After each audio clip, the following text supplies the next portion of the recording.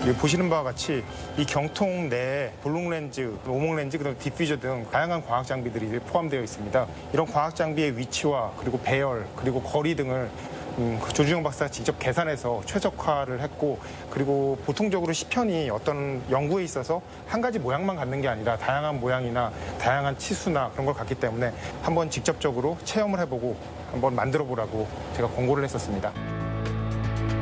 Some people suggested that the researchers just buy equipment to produce results faster. But Dr. Kim's team believes that making it firsthand is the foundation of research.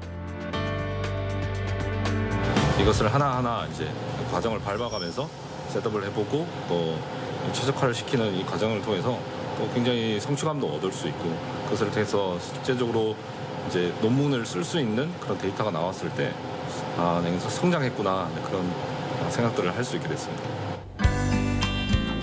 By sticking to the basics, the team can produce better results.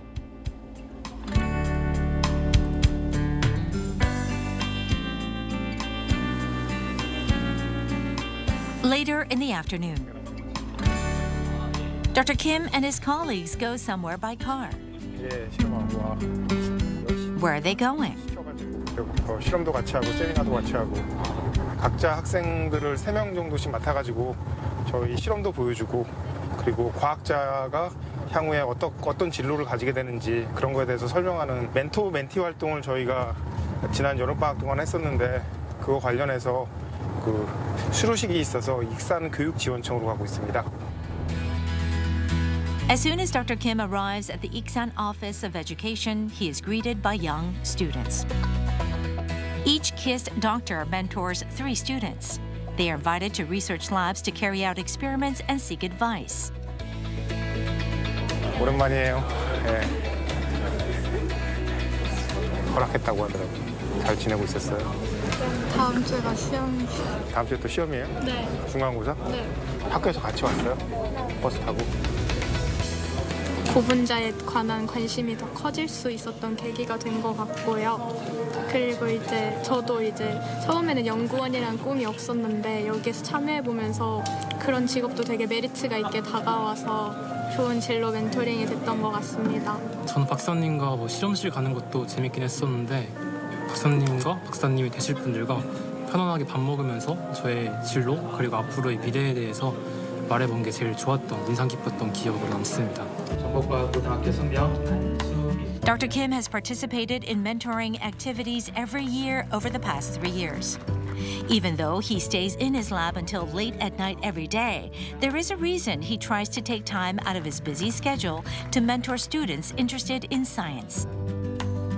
저에게 있어서 진로 멘토링이 가장 큰 의미를 갖게 된 것은 이 학생들이 제 후배들이라고 생각을 합니다. 몇 년 후면은 대학에 들어와서 결국은 대학을 졸업해서 석박사를 할 수도 있고 향후에 과학인이 돼서 우리나라를 이끌어갈 사람들이기 때문에 약간 후배를 보는 입장에서 얘기도 하고 진로도 상담을 해주고 그렇게 진로 멘토링을 수행을 했던 것 같습니다. A few days later, we met with Dr. Kim at the Korea Institute of Science and Technology in Seoul. This is where he is developing another composite material. 2700% 정도 잘 나오니까 이 검은색으로 보이는 시편은 탄소섬유 강화 복합 소재라고 흔히 비행기나 자동차에 많이 사용되고 있습니다. 하얀색 시편은 폴리프로필렌으로 만든 자기 강화 복합 소재입니다. 이 2개의 물성을 비교해 보기 위해서 우선 첫 번째로 충격 강도 실험을 진행할 예정입니다. The white propylene composite developed by Dr. Kim is lightweight and sturdy. It is stronger and more impact-resistant than carbon fiber reinforced materials used in drones. It is also 52% lighter than carbon fiber reinforced materials and can increase flight time by 27%. Moreover, it is 2,700% stronger than existing materials of the same kind, which makes it an ideal material for urban mobility. And that's not all. Dr. Kim is carrying out many other research projects. 준비는 잘 되고 있어요? 네, 박사님. 오늘 차폐 소재를 이용한 In addition to researching stronger and lighter self-reinforced composites, he also studies new technologies. 이런 거 맞으시죠? 예, 맞습니다. 예, 그럼 주입해서 검은색은 고분자 분말이고 하얀색은 전자파 차폐 필러입니다. 지금부터 전자파 차폐 복합 소재를 제조할 예정인데 첫 번째 단계로서 메카노 퓨전 원리를 이용해서 전자파 차폐 필러를 고분자 분말에 코팅하는 실험을 수행하겠습니다. A special device is needed to coat high polymer powder with electromagnetic shielding filler. 여기 챔버 안에 샘플들이 들어가게 되면 챔버가 고속으로 회전하면서 작은 구멍으로 빠져나가게 되고 빠져나간 샘플들이 전달 능력에 의해서 마이크로 캡슐로 합성되는 원리를 갖고 있습니다. To produce this material, large particles are surrounded by small ones through high-speed rotation, becoming one integrated material.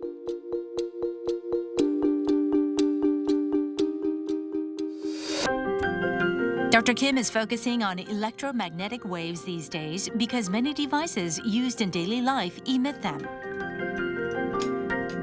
Electromagnetic shielding filler for blocking electromagnetic waves in various devices is now ready.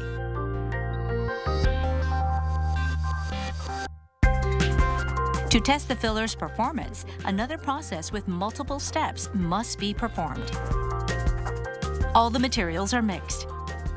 Then heat and pressure are applied.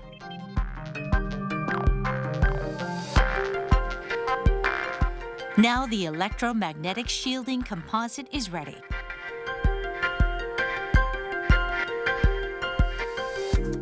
It can be processed further to enhance its performance.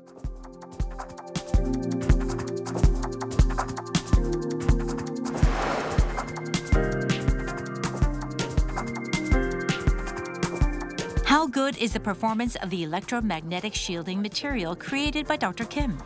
차폐 능력이 차폐 소재를 넣기 전에는 보시는 바와 같이 아무런 차폐가 되지 않아 영대세배율이 나타나는 데 반해서 차폐 소재를 저희가 측정을 하게 되면은 8GHz에서 마이너스 42dB 그리고 10GHz에서 마이너스 45dB까지 차폐 성능이 향상되는 것을 확인을 할 수 있습니다.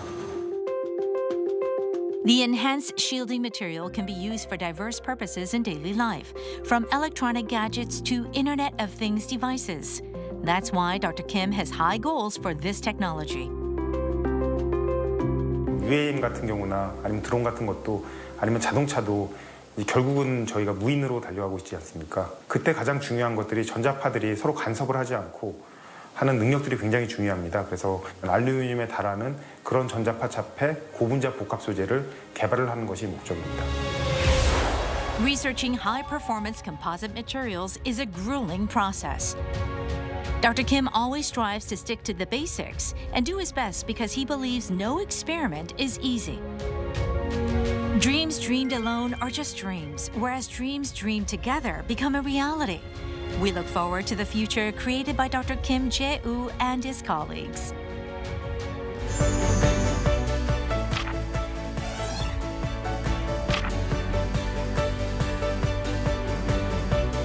저희 신념은 쉽게 실험하려고 하지 말자입니다.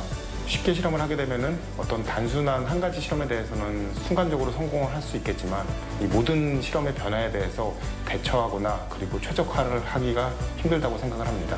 그래서 본인이 어떤 실험을 할 때 더 자세히 이해하고 체득할 때만이 향후 실험을 더 확실하게 수립해 나갈 수 있다고 생각을 합니다.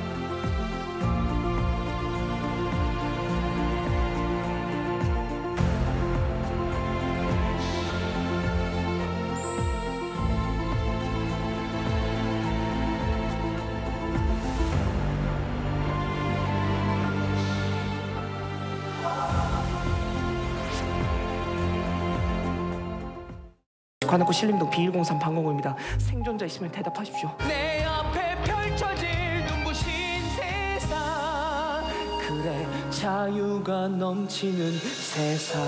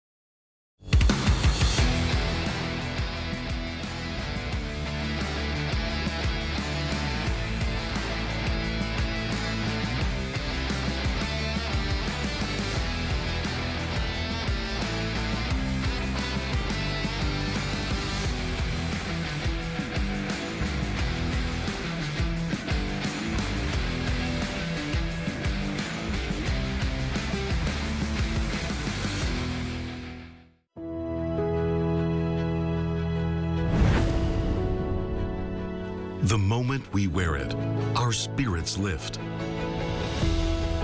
It helps us grow strong in body and in mind. As we wear it, we learn patience and respect. The belt system motivates students to strive harder and continue growing.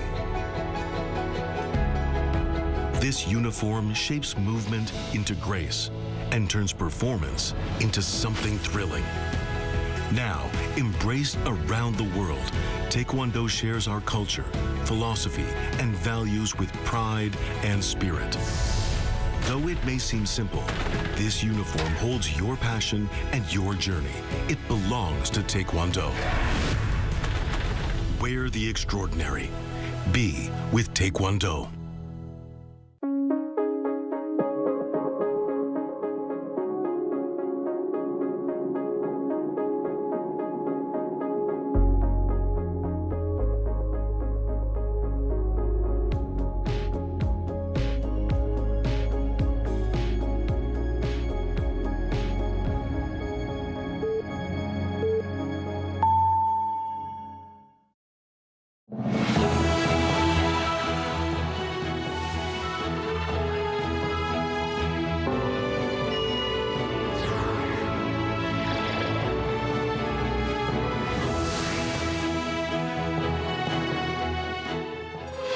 President Lee Jae-myung kicks off a series of briefings by government ministries and agencies. First topic of choice, the economy. What the economic officials had to say, we have the latest and break it down. The National Assembly's December session opens with yet another marathon filibuster, as the main opposition People Power Party blocks amendments to the Criminal Procedure Act in protest of the main opposition's judicial reform push. The U.S. Federal Reserve has cut its benchmark interest rate by 0.25 percentage points, bringing the rate to its lowest level in more than 3 years. This marks the third consecutive cut since September, narrowing the interest rate gap with South Korea to 1.25 percentage points amid a split decision by the FOMC.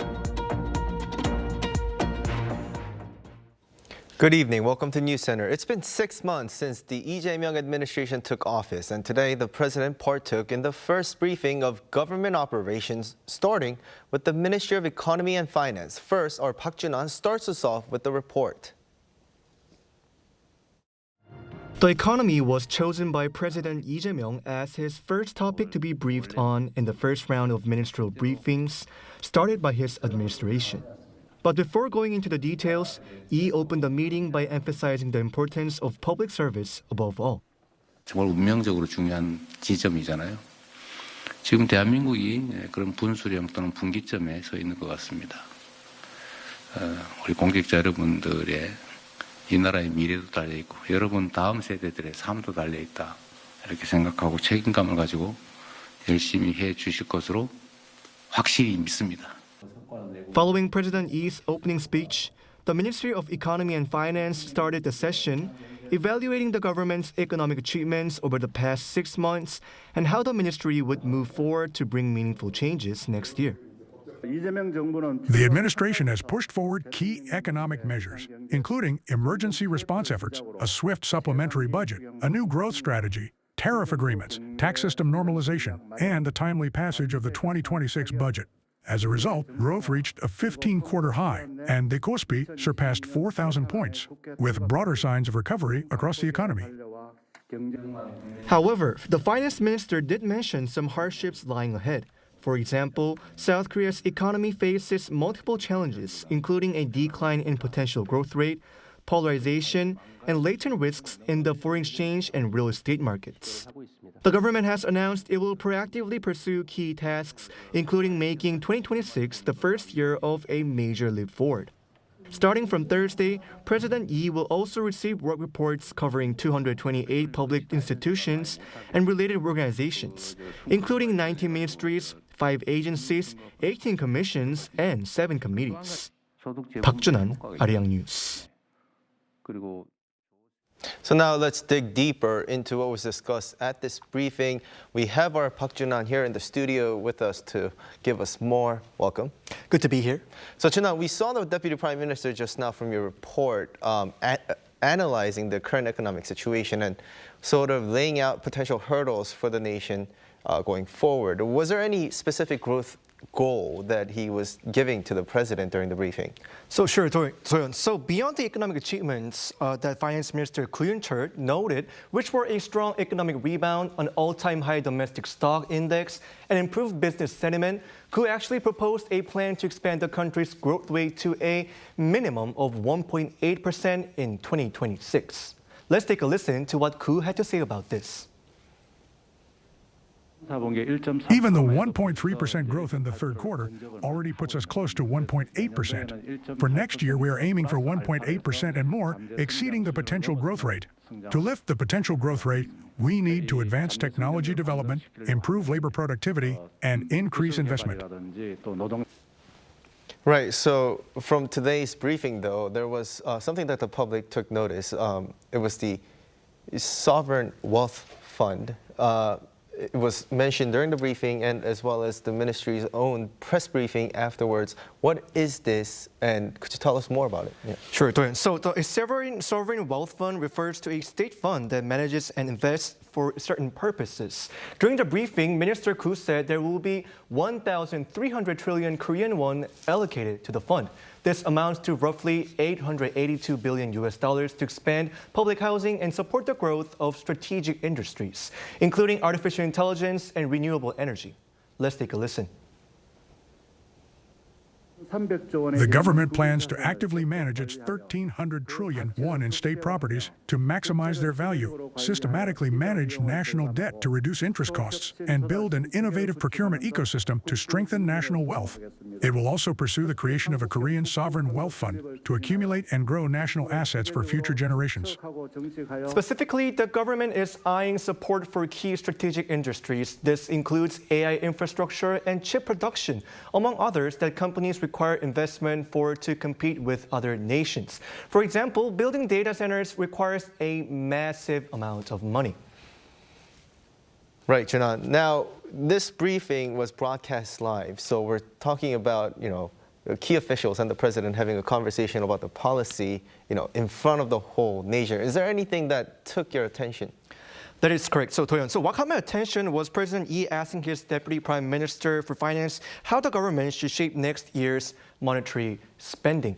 So, to tighten spending or to continue to using government funds as an economic driver. Such a crucial conversation is usually done behind closed doors, but the Deputy Prime Minister proceeded to answer.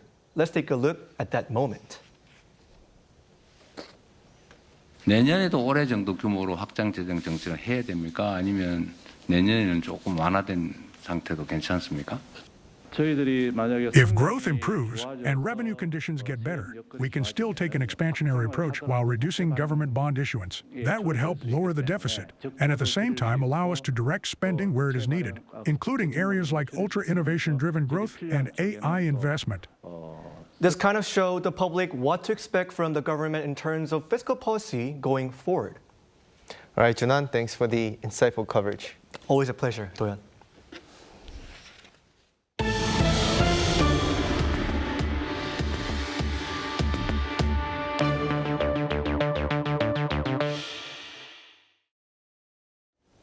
President Lee Jae-myung will hold a summit with Lao President Sisoulith next Monday. According to presidential spokesperson Kang Yoo-jung, the Lao president and his spouse will begin a two-day official visit to South Korea on Sunday at the invitation of President Lee. The two leaders are expected to discuss strengthening cooperation in security and trade, as well as joint efforts to combat online scam crimes. President Sisoulith comes as Seoul and Vientiane mark the 30th anniversary of the re-establishment of diplomatic ties this year.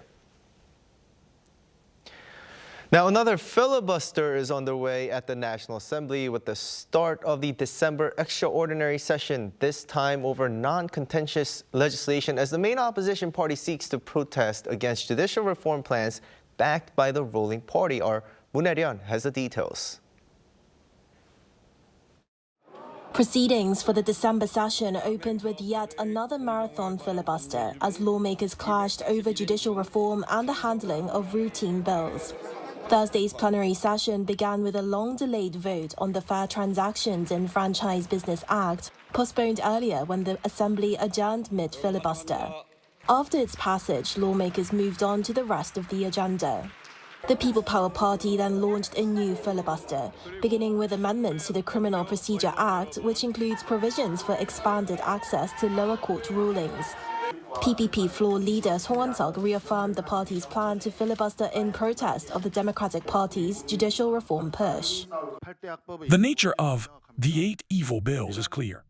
Creating a special tribunal for insurrection cases and establishing a new judicial distortion offense are blatant violations of the separation of powers and judicial independence. Expanding the number of Supreme Court justices and abolishing the Court Administration Office appear to be unjustified attempts to reshape the judiciary to fit the administration's preferences. The DP criticized the move, saying that the PPP had once again demonstrated its lack of willingness to cooperate. This is not lawmaking. It is holding people's livelihoods hostage. The Democratic Party will fulfill its responsibilities to the end. No matter how much they try to obstruct us, we will keep moving forward for the sake of the people. 2 more bills remain on the agenda: amendments to the Banking Act and the Act on the Performance of Duties by Police Officers. These amendments cover limits on banks' use of extra fees on interest rates and new police authority in border areas. Under National Assembly rules, a filibuster can only be terminated after 24 hours have elapsed and at least 3/5 of lawmakers vote in favor. with each item requiring a separate vote to end each filibuster. The remaining bills are expected to pass by the 14th. 문혜련, Arirang News. Wrapping up the year, which welcomed a new government into the office, the Minister of Unification laid out his intentions to proactively pursue engagement with North Korea. Our Oh Soo-young reports. South Korea will renew its push to reopen talks with North Korea next year, anticipating major regional shifts with the upcoming US-China summit.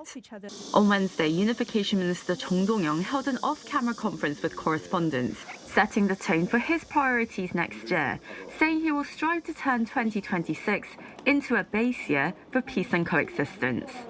On promoting dialogue with Pyongyang, he pointed to a major diplomatic event, the April meeting between US President Donald Trump and his counterpart Xi Jinping in Beijing, noting that the two leaders could influence North Korea's strategic calculations and set the tone for regional engagement.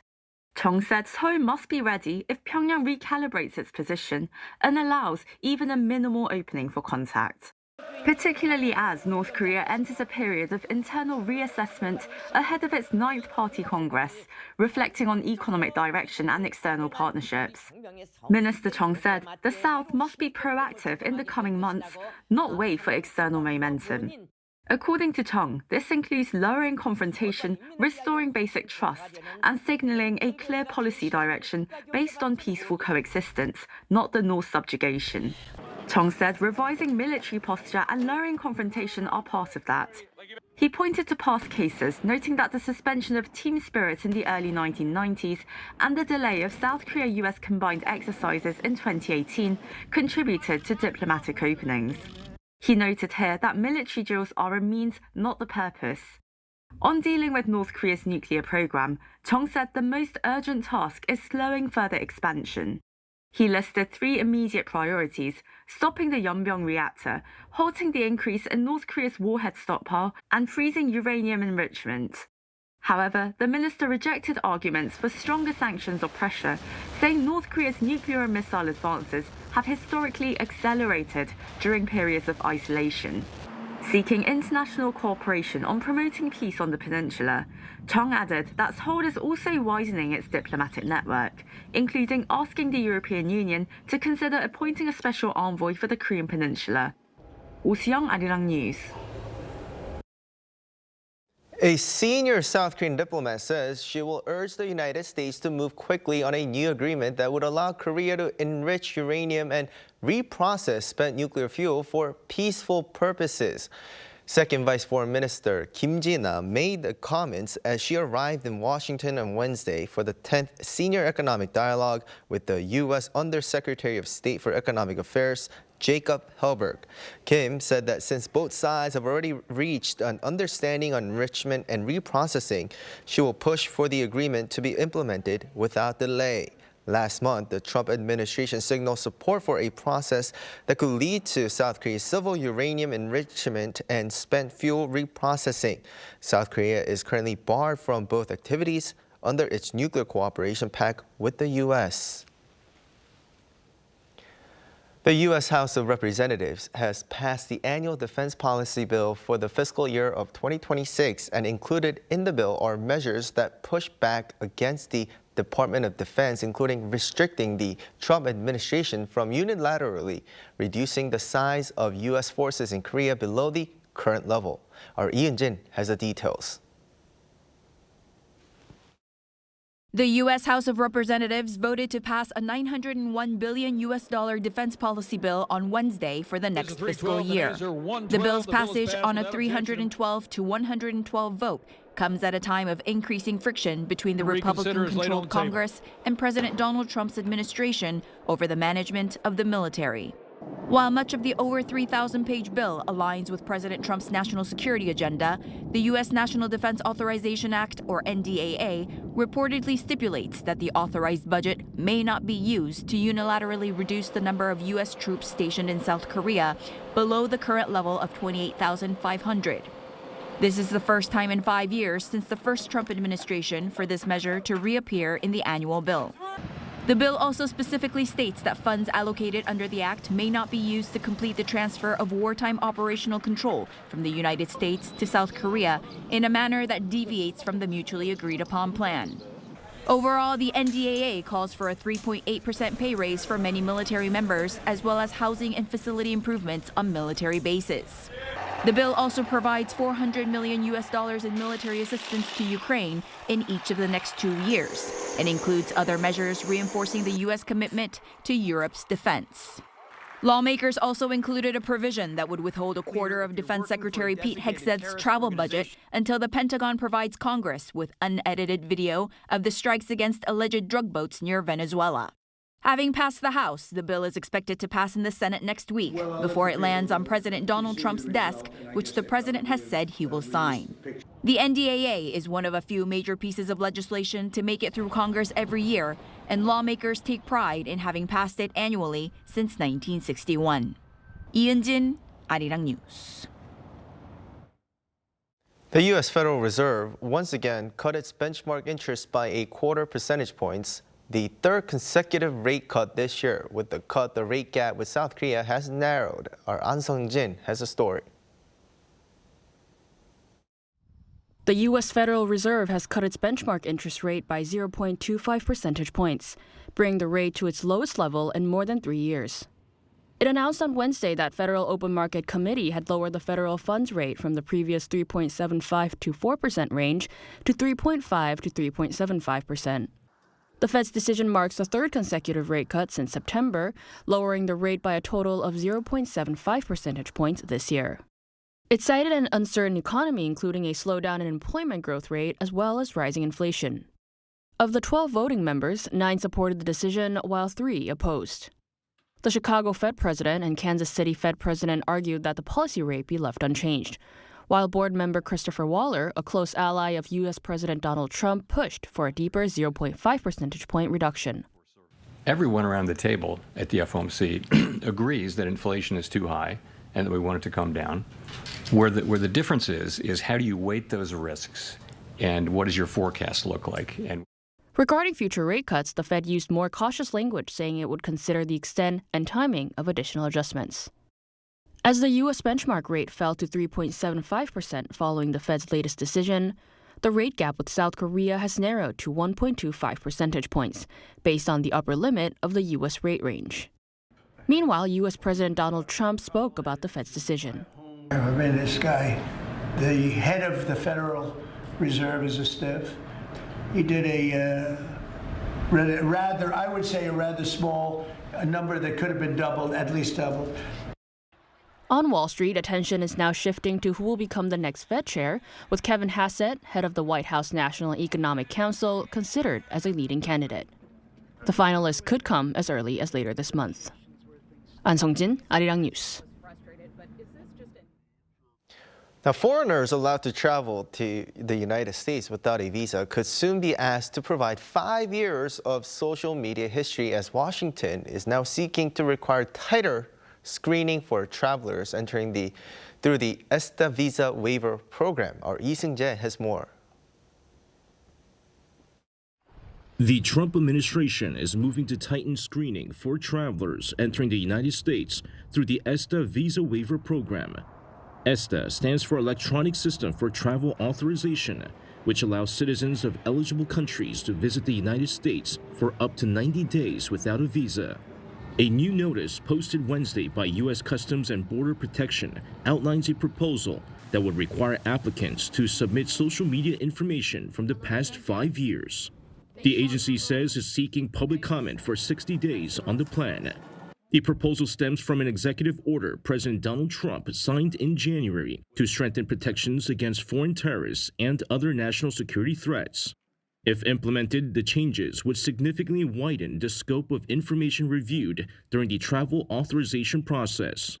According to the notice, social media accounts would become a mandatory part of every ESTA application. CBP is also considering the addition of what it calls several high-value data fields. These include personal and business phone numbers used in the last 5 years, email addresses used in the last 10 years and detailed information about applicants' family members, including names, dates, and places of birth, residences, and phone numbers. The agency would also have the authority to request biometric data when needed, including fingerprints, DNA, and iris scans. Another major change is the plan to decommission the current ESTA website and shift all applications to a mobile app, which would become the exclusive platform for submitting new requests. Public comments on the proposal must be submitted by February 9th. Once the review period closes, the administration is expected to move ahead with implementation. If approved, the new requirements would mark one of the most extensive expansions of data collection in the history of the visa waiver program. 이승재, Arirang News. The female creators and cast of K-pop Demon Hunters are ranked at number 100 on Forbes 2025 list of the world's 100 most powerful women. Forbes acknowledged the power and potential of the movie K-pop Demon Hunters, saying the main character's K-pop girl band Huntrix became the first animated girl group to top the Billboard 100 with Golden. Forbes also noted that Golden reached 1 billion streams on Spotify. Among South Korean business leaders, Lee Boo-jin, CEO of Hotel Silla, and Choi Soo-yeon, CEO of Naver, secured 90th and 91st places, respectively.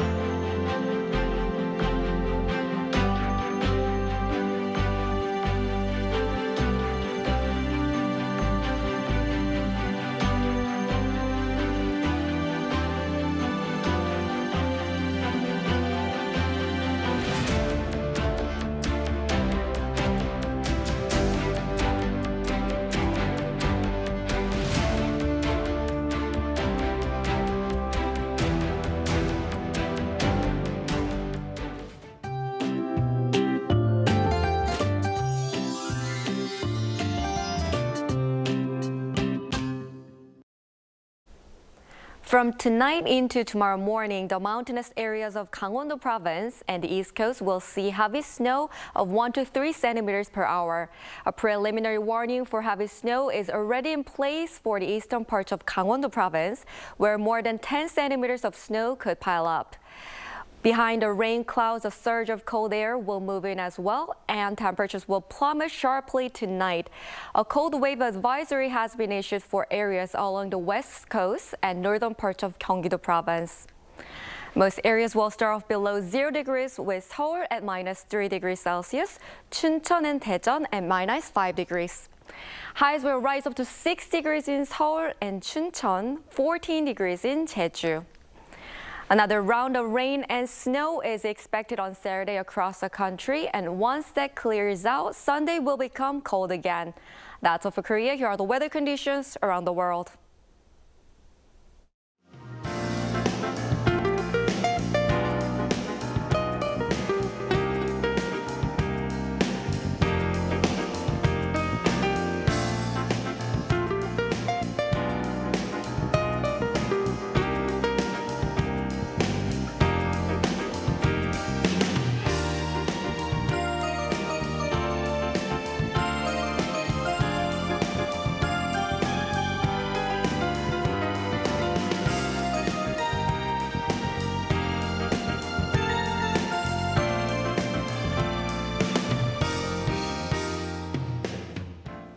That is all we have for tonight. I'm Kim Do-yeon from all of us here at Arirang. Thanks for watching and good night.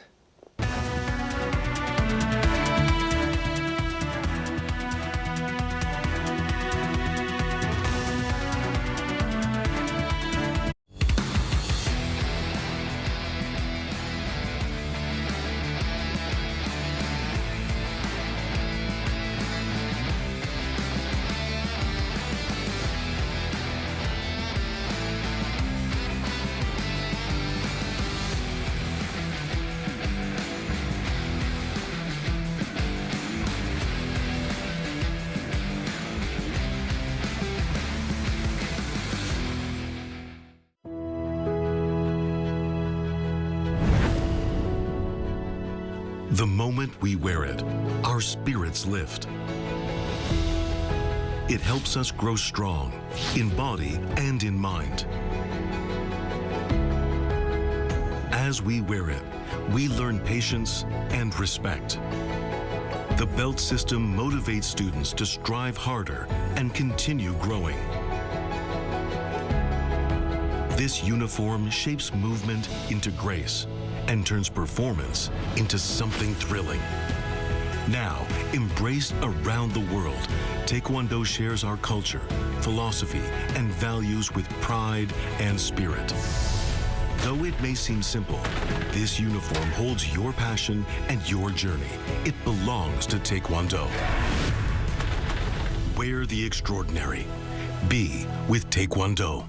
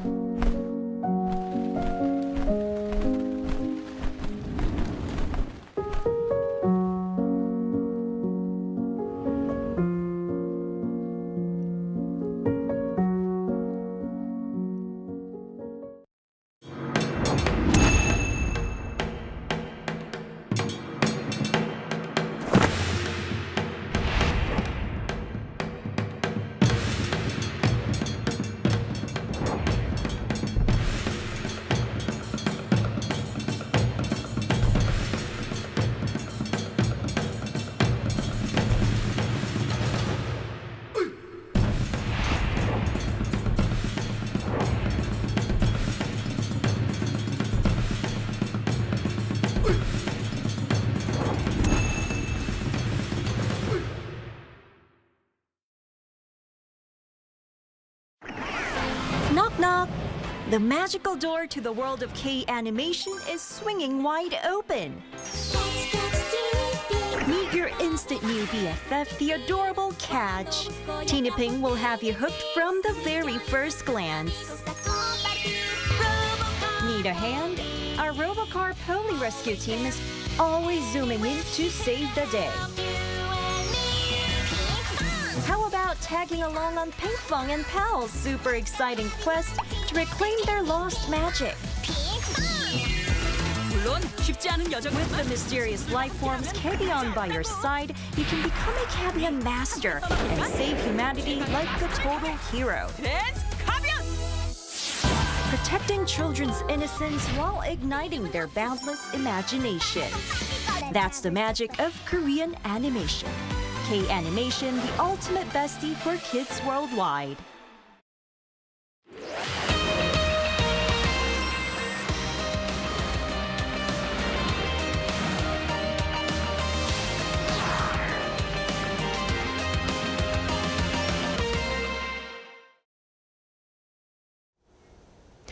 Welcome to Within the Frame, where we bring the most pressing issues across the globe into focus. I'm Kim Mo-gyan. With 2025 coming to a close, the world's two biggest central banks are moving in opposite directions. The U.S. Federal Reserve signaling a shift towards rate cuts, and the Bank of Japan preparing for its first hike in nearly 2 decades. Now, that divergence is sending mixed signals across global markets, fueling volatility in equities, bonds, currencies, and even crypto. For South Korea, stuck between the two giants, the stakes are unusually high. So can the economy ride the tailwinds of a Fed pivot, or will the BOJ's tightening override that momentum? For potential answers to this, we connect to Shin Se-dun, professor of business economics at Sookmyung Women's University. A big welcome. Always my pleasure. And also joining us is Han-Hyung Lee, an assistant professor of economics at Montclair State University. Good to see you. Thank you for having me again. So let's start with Professor Lee, the global backdrop first. So we're seeing a clear divergence. The Fed is pivoting toward rate cuts while the BOJ is preparing to hike. So how much does this signal a new phase for global monetary policy, and what are the risks of this split?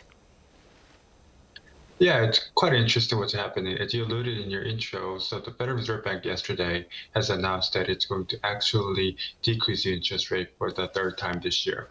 On the other hand, the Japanese central bank, the BOJ, and the Governor Ueda has discussed it that the Central Bank of Japan is going to increase the rate for the first time in a few decades. So this really has big implications for the global currency and bond market. Why is that? Well, so if you look at some of the debt issue for both countries, the interest rates are being, are the leading federal fund rate for the bond market. So that means that as the Fed lowers the interest rates, the new U.S. bond will have a lower yield, whereas the government bond for Japan will have a higher yield. So that means that global investors may likely to go to the Japanese bond for that reason relative to the U.S. bond. And as you know, U.S. and Japan, those are the two largest countries in terms of the global bond markets. And actually, Japan has the largest holding of the U.S. debt for most of the countries around the world. So that means that there's going to be some implications for the financial constraints, and that's going to have a ripple effect on the stock market, as well as the direct impact on the global center market for the bond. And so this policy divergence between the two countries have been really interesting for many investors to look at, because of the fact that usually, if you're looking at back at the global financial crisis back in 2007 all the way up to 2009, central bankers would like to go together in terms of policy coordinations because they typically prefer a minimum interest rate differential to minimize the impact on the global equity market. But in this case, we're seeing different issues because of the fact that they have domestic agendas happening in the United States and Japan. And for that reason, we're seeing that this policy divergence is going to have a lot of impact for the global market moving forward. Right, indeed, a very unusual and impactful divergence we're seeing. Now, speaking of which, Professor Shin, there's also growing concern that the BOJ's tightening could trigger a yen carry trade unwind. How real is the threat of capital withdrawal from emerging markets like South Korea? Well, I think that depends upon two aspects. First is how big is the yen carry trade. According to one source, the amount of total yen carry trade is about to be $20 trillion. $20 trillion is how big? Korean capitalization of the KOSPI is about 2 trillion. So the size of yen carry trade is about 10 times the size of entire capitalization of Korean KOSPI. So that's a huge amount of money. So if they decides to move from one place to another, that's going to have a significant financial implication. That's one thing. Second thing is, everything depends upon how high the Bank of Japan will raise, its policy rate next week. It is expected that current rate is about 0.5, and it is expected to be raised to 0.75 or possibly 1.0. So if Bank of Japan determines to raise it by half a percentage point, which is about 100% raise, I think that's going to have a significant effect upon global financial market. But I believe that this time, I think Bank of Japan will raise about 0.25, 25 basis point. And in that case, I think the significance of, the movements of yen-carry trade is not going to be very significant, especially for Korean market. So everything comes down to how high the Bank of Japan will raise December 18th. So we'll look into the amount of how much it would decide to hike or down. Now, staying on the investor behavior ahead of the FOMC, both Wall Street and Korean equity markets showed mixed movements and cautious sentiment. Professor Lee, what is the core uncertainty weighing on investors right now? It's quite interesting what has happened for this time around. Wall Street and a lot of investors in Korea predicted that there's going to be a rate cut for the Federal Reserve. So this is not a surprising news. So everyone predicted that this was going to happen. But what's really interesting is the statement by the Fed and also the press briefing by Chairman Powell about what has happened with the rate cut this time around. So as you know, the FOMC typically meets around 8 times a year, and you have bunch of voters and governors and board members who vote on these things in terms of whether or not to increase or decrease or make the rate remain at the level. Now, what happened here is that 3 people actually dissented with this decision. What that means is that 3 people disagree with the decision to lower the interest rate for the Federal Reserve Bank within the FOMC, largest rate since 2019. So what that means is that, as the press briefing from Chairman Powell suggested, which he said that everyone here agrees that there's some elevated level of risk for inflation. At the same time, the job market here in the United States is quite weak.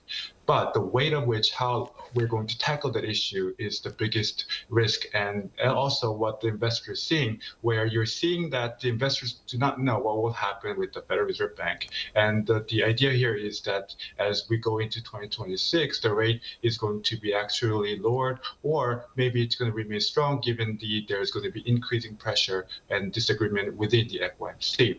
And just to put another note here, which is that the Fed chair is going to be replaced by next year. So as soon as the next month, where you're going to see that Trump ally may be appointed for that role as well. So there's going to also be another source of uncertainty there as well. Right. So with all of these uncertainties leading to cautiousness and also rising bond yields and renewed won volatility, Professor Shin, how are these shifts actually affecting domestic borrowing conditions, especially for rate-sensitive industries? Well, I think from last September, Korean the bond rate has been rising pretty significantly, and at the moment, 10-year, the government bond is about 3%, and it is expected to rise.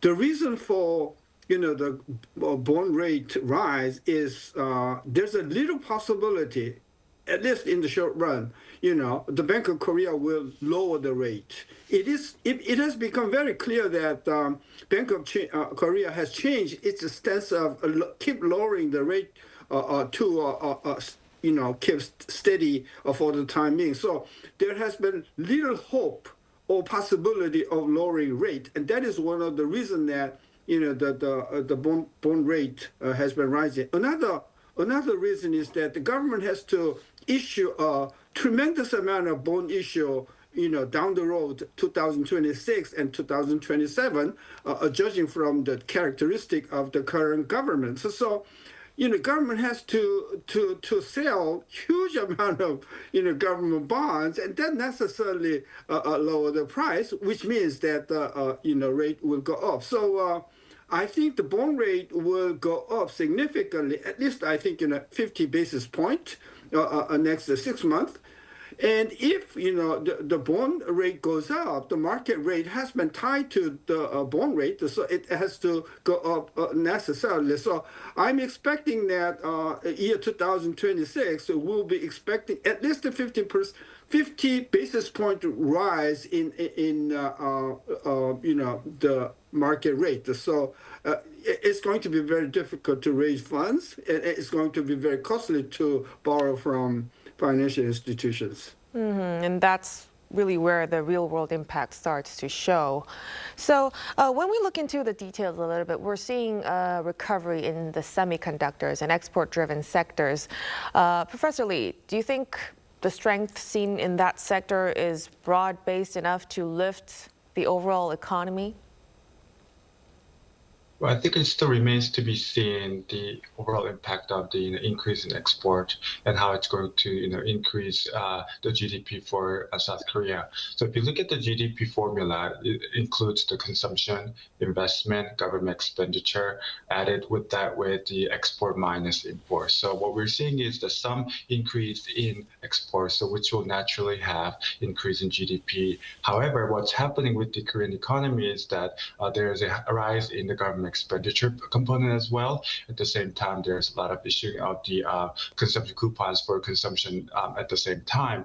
And so you're going to see that the macro potential in the South Korean economy will be volatile. And also there are some volatility within the won-dollar exchange rate, which will have also impact on the export revenues. And so it remains to be seen, especially with the macro side, how that will affect the GDP moving forward. Obviously, the current minister has predicted that it might be a 1.8% growth moving forward, but the OECD figure this month actually is quite more conservative. So we have to see what will be the case for the Korean economy moving forward, especially within the export-driven sectors.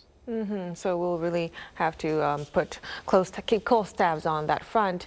Now, on the other side, private consumption and household sentiment remain weak. Professor Shin, how serious is this disconnect between external gains and internal stagnation?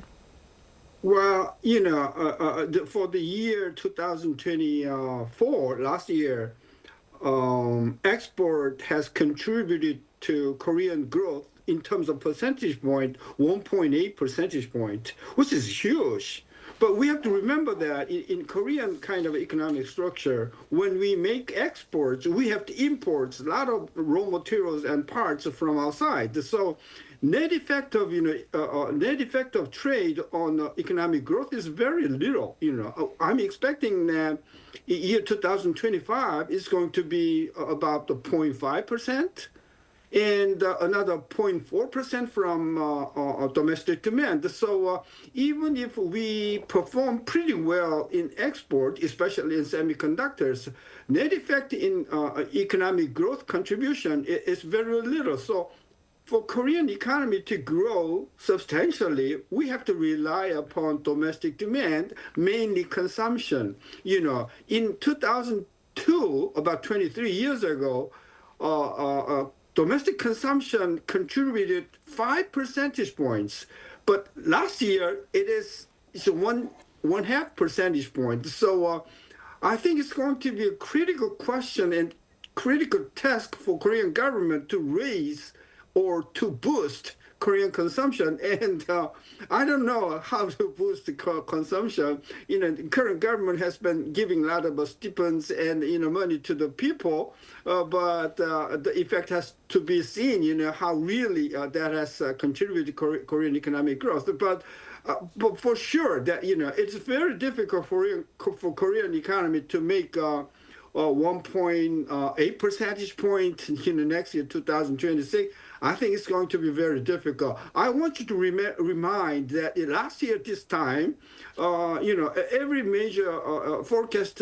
institutions expected that a growth rate for Korean economy 2025 is over 2.0%. Now it's a little less than 1 point. So I think 1.8 percentage forecast for next year, I think it is too optimistic.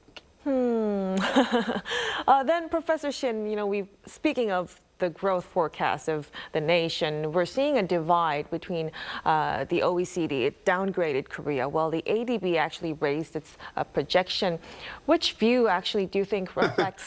You have to remember, OECD lowered from 2.2 to 2.1%.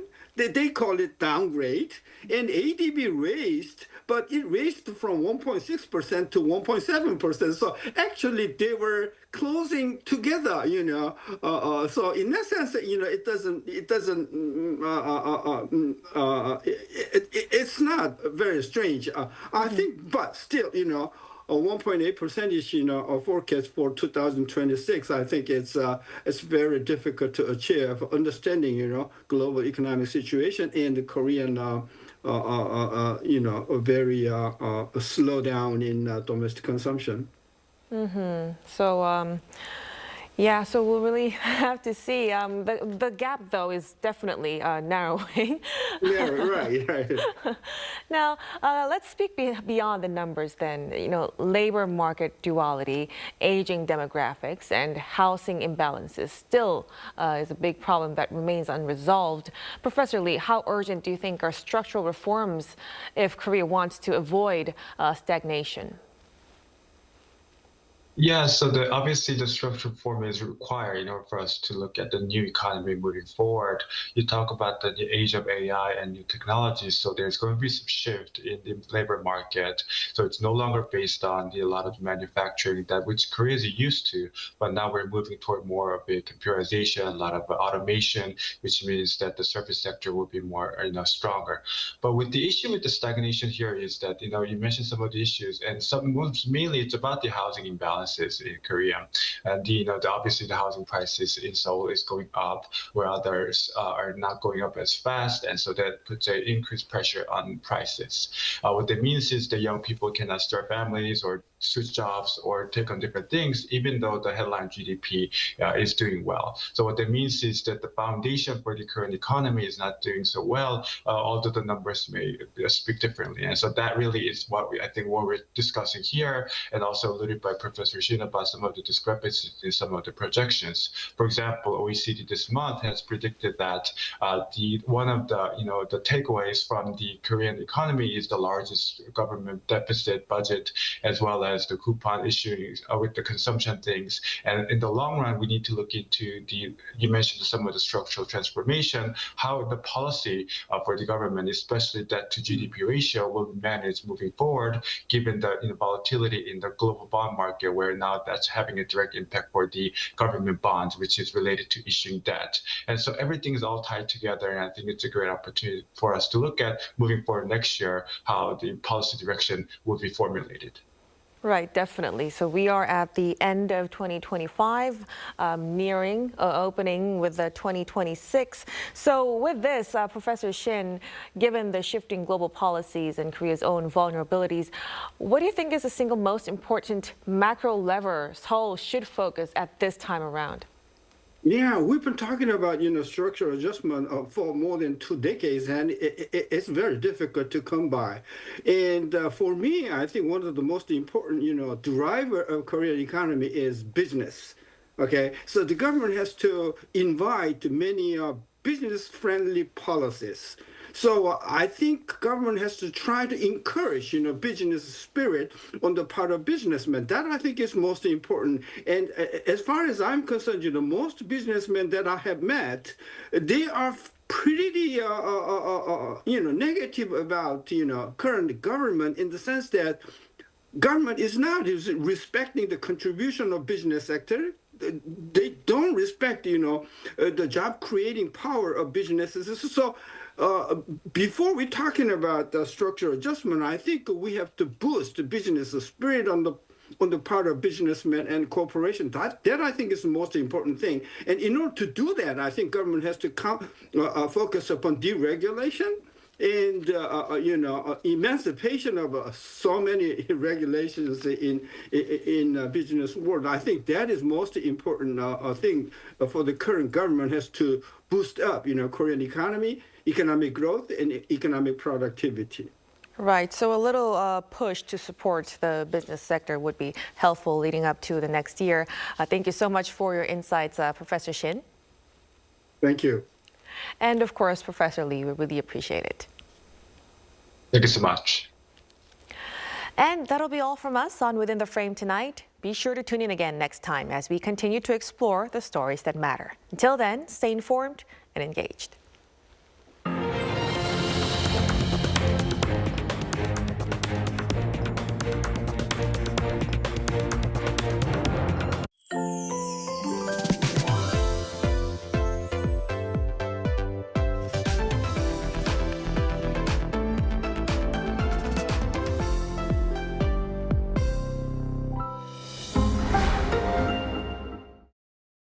How to survive in Korea. One room. So, you're surviving in Korea if you've signed a contract for a one room. Obviously, you're a pro. But the real deal begins now. Step 1. Housewarming. No need to buy toilet paper, diffusers or hand soap. You'll get them soon enough as housewarming gifts. And some are bound to pile up. There's nothing better to serve your guests than milpaeyu nabe. If you have Korean friends coming over, don't forget the extra garlic. Step 2. Garbage disposal. With great power comes great responsibility. You've had a good time, so let's get to work. It might be tempting to sweep everything into a trash can, but you have to separate your garbage. Not bothered? Beware that negligence is punished with a fine or public humiliation. Step 3. Drying rack. You're excited to live alone in Korea, but the fate of these items, hanger, storage, or a hanger. Go get fresh coffee outside. Jogging doesn't cost anything, and nothing beats instant rice. But keep one item around so that you don't get too lonely. Step 4. Pros of living alone. No mum. Cons of living alone. No mum. A new towel doesn't magically appear. You have to do the laundry regularly. If anyone gives a towel as a souvenir, take it. Get rid of mold immediately. Don't be lazy with the vacuum cleaner. Housework is an endless affair. Overwhelmed? Give your mum a call and thank her for everything she's done. Did you survive in your one room? Wait, you have an unwanted visitor. Call someone you fancy. Could be the right person for the job.